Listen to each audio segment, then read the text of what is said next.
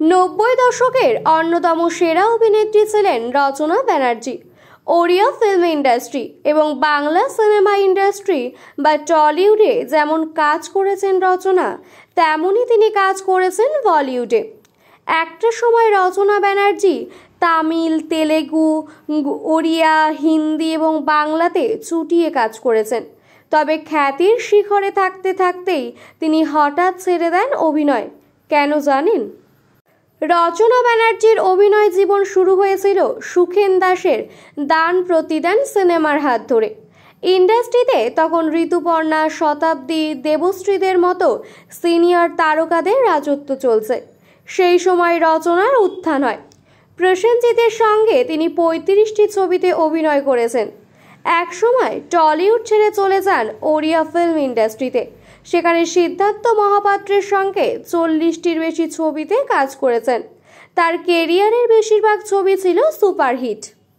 নিঃসন্দেহে রচনা ব্যানার্জি চাইলে এখনও কাজ করতে পারেন। তার বয়সী বা তার থেকে বেশি বয়সীরা সিনেমা ও ওয়েব সিরিজে কাজ করছেন।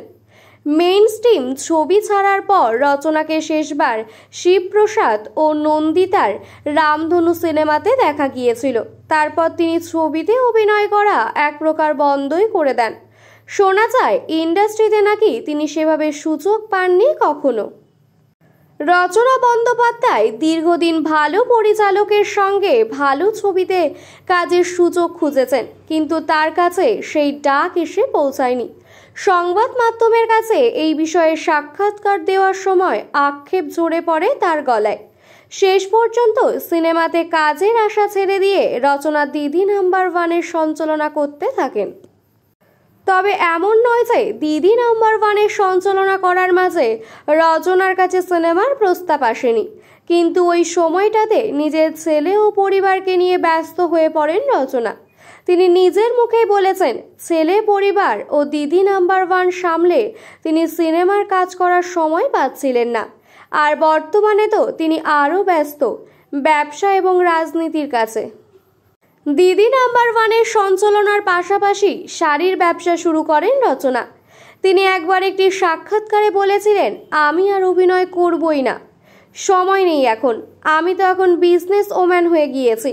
শাড়ি আর বিউটি প্রোডাক্ট নিয়ে এখন বেজায় ব্যস্ত। এই দুটো আর দিদি নাম্বার ওয়ান আমার জীবনের অনেকটা সময় নিচ্ছে, তাই অভিনয় আর নয়। দিদি নাম্বার ওয়ান আমাকে যা ভালোবাসা দিয়েছে তাতে আমি সমৃদ্ধ। এবার রাজনীতির ময়দানে নেমেছেন রচনা।